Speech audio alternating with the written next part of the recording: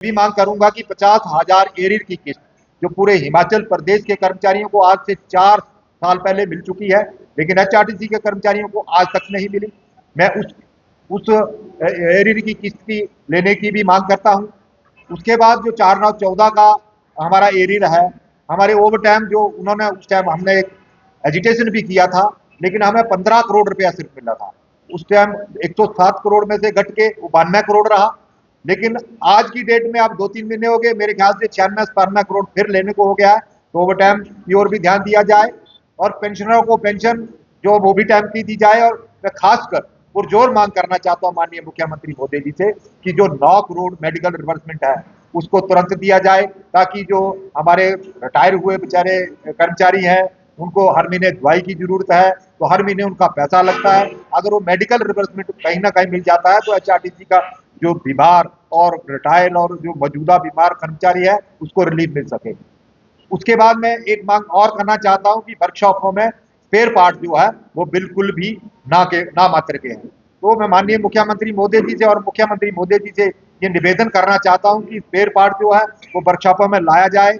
और जो बसों की कमी है हमारे पास, जो बसें हमारी ऑक्शन हो गई थी और नई बसें जो लाने के लिए अभी प्रक्रिया चल रही है उनको तुरंत लाया जाए, ताकि हिमाचल प्रदेश की जनता को अच्छी सुविधा मिल सके।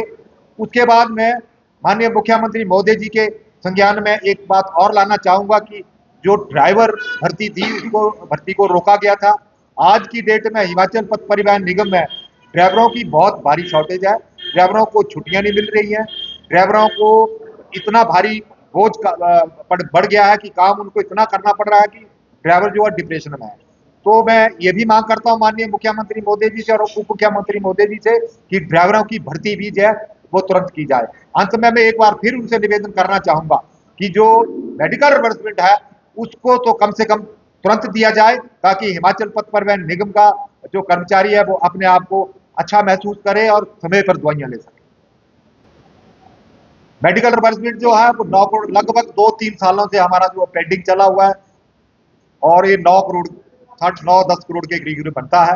और 9 करोड़ उन्होंने देने की घोषणा की थी, चलो 9 करोड़ ही सही, लेकिन मिले और उनको भी कहीं पैसा खर्चने को, कहीं पैसा वो अच्छे से दवाई ले सके। मैं ये मांग माननीय मुख्यमंत्री मोदी जी से और उप मुख्यमंत्री मोदी जी से करना चाहता हूँ। नाइट ओवर टाइम जो था वो 7 महीनों का दिया था, 65 से 70 महीनों का हमारे को लेने को हो गया था। और 107 करोड़ तब था, 15 करोड़ दिया, 92 करोड़ बचा था। अब 2-3 महीने और हो गए तो मेरे हिसाब से 100 करोड़ के करीब करीब और हो गया है। तो हमारी कमिटमेंट हुई थी माननीय उप मुख्यमंत्री मोदी जी से और एमडी साहब से कि आपको हर महीने 1 महीने का 2 महीने का दे दिया जाएगा, लेकिन 3 महीने बीतने के बाद आज हमें एक भी महीने का ओवरटाइम नाइट जो है वो नहीं मिल सका।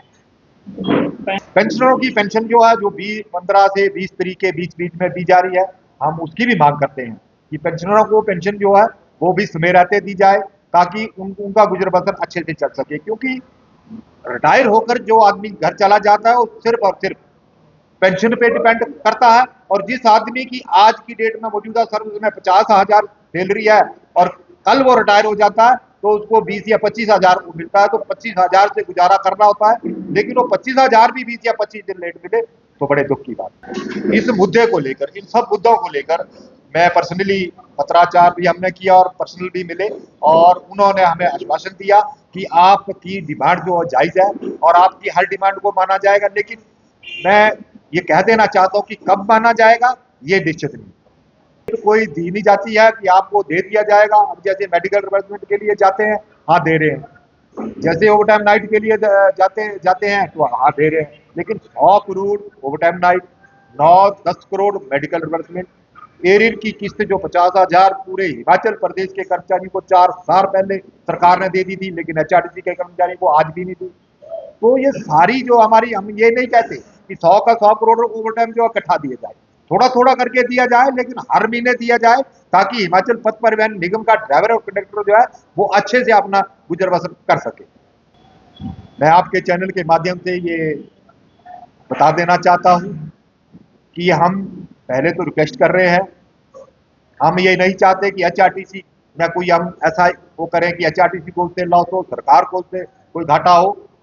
हम हाथ जोड़कर विनती कर रहे हैं कि हमारे इतने ड्यूज जो जो जेन्युइन ड्यूज जो है उनको कम से कम दिया जाए, थोड़ा थोड़ा करके दिया जाए। लेकिन जब अगर नहीं मिलेगा तो ड्राइवर यूनियन को और कंडक्टर यूनियन को, पूरी स्टेट बॉडी को बुलाकर जो हमें एक मीटिंग करनी पड़ेगी, और मीटिंग में फिर जो भी निर्णय पूरा प्रदेश का कर्मचारी लेगा वो उसके ऊपर हमें चलना पड़ेगा। चाहते हैं कि एचआरटीसी का रूट कोई भी रूट ना जाए, लेकिन सरकार ने कुछ सोच समझ कर फैसला लिया होगा, हम उसमें कमिटमेंट कोई करना नहीं चाहते। लेकिन रूट आप बंद कर रहे हैं, रूट आप प्राइवेट को दे रहे हैं, दे, लेकिन मैं एक मांग और करना चाहता हूं, जो प्राइवेट वॉल्वो बसें चली हैं, जो प्राइवेट व्हीकल पूरे हिमाचल प्रदेश में बाहर से आ रहे हैं, वो अनऑथोराइज तरीके से चले हैं। एचआरटीसी को टोटल वो लॉस कर रहे हैं। एचआरटीसी का घाटा जो है उन्हीं बसों के कारण है, जो वॉल्वो बसें चलाई, ऑर्डिनरी बसें चले बाहर से चली है, उनके ऊपर कोई नकेल नहीं है।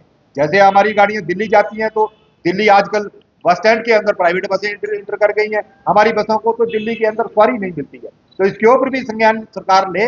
और एचआरटीसी, मेरा तो मानना है कि जो 1000 रूट देने की बात सरकार ने की है, सरकार का अपना निजी मामला, इसमें हम कुछ नहीं कहना चाहते। लेकिन हम ये चाहते हैं कि बसें अच्छी हों, स्पेयर पार्ट अच्छा आए, हमारे निगम के कर्मचारियों को, पूरे कर्मचारियों को उनके ड्यूज दिए जाए। हम ये नहीं कहेंगे कि इसको चलाना ये सरकार का मुद्दा है, सरकार जाती है।